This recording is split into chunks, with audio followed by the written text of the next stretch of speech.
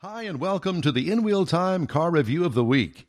Mr. Mars has got the GMC Canyon Diesel, and I find it interesting that just about the time that Ford is ready to hit the market with the new and revised Ranger, that Chevy GMC is coming out with a diesel to kind of stir the pot even more. Ford's kind of behind the curve on this whole thing, but GM pretty well revived that whole basically they created the whole mid-size market if you really get down to it. Yeah, because it used to be the small little truck. Compact, subcompact. The Ford Ranger was in that other category and stuff. So when they came out with the Canyon in the Colorado, they kind of revived that whole, or created that mid-size segment, as they call it now. Yeah. And so, as you said, Ford's fixing to jump back into it, and with a bigger vehicle. Honda's sitting out there. The others just are so ready bigger. for somebody to come along with a subcompact. Yeah, it just don't look like it's in the cards. But used to be the Chevy Love truck was kind of one of the originators of the compact pickup truck. The Isuzu Pup. Right, but now they've all kind of gotten bigger, and they're not compact anymore. They're mid-size. They're all on steroids. Right. So what we're really talking about here is the mid-size GMC truck Canyon and this is the Denali version of it, and they've just put this diesel in it, so it's kind of the basic Denali with a diesel. So you can get it in two bed lengths, you can get it in two different cab configurations. It's a 5-passenger vehicle if you're all friends, because the rear seat is a bench seat. So if you're friendly, you can do that. But it's basically unchanged going from 2017 to the 2018 model, other than adding in the diesel and a few chrome pieces on the Denali. So you've got this large, square, big rig-looking grill up front that kind of tells you it's part of the GMC Sierra family. It's got some large, bulky, flared fenders, and it really gives it a look of mass. Makes it look bigger than what it is, even though it is a midsize, and it's not small by any means. So you got the power outside mirrors with heat. You got the easy lift, locking tailgate, which is really convenient instead of it just dropping. They got some nice cargo lamps inside the bed, the corner step bumper that's pretty well a standard now on the GM products. And the Denali's rolling on some really nice 20-inch wheels.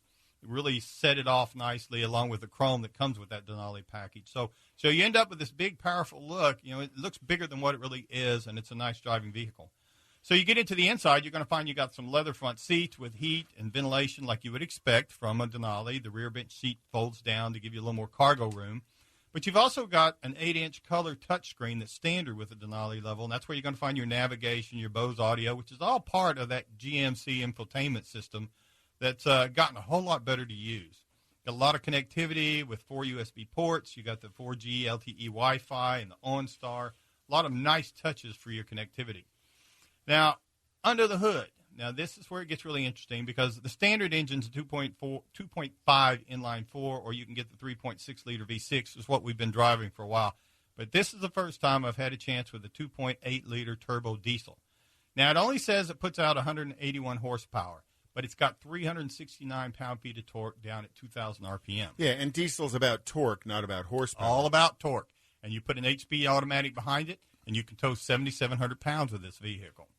And it's going to get you from the EPA. It says in the city you should be looking at about 20 miles to the gallon. Out on Highway 28, combined 23. I got just over 23 for the week I had it. Put a lot of miles on it out on the highway, so I had the upper end stuff. Which is pretty decent in that size truck. It's very good. Keep in mind, though, that diesel is a $4,000 premium. Got to save a lot of money on gasoline, on miles to make up for that. But some people want a diesel as well. Particularly if you've got full-size diesels or you've got other vehicles that use diesel, fits really into the plan really well.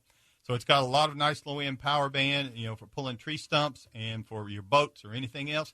The thing I would like to see them do, though, if you get it up just off idle, you can tell it's a diesel. At an idle setting there, you really don't know it's a diesel. So I'd like to see a little more insulation, kind of quiet that diesel sound down just a little bit. While it's working.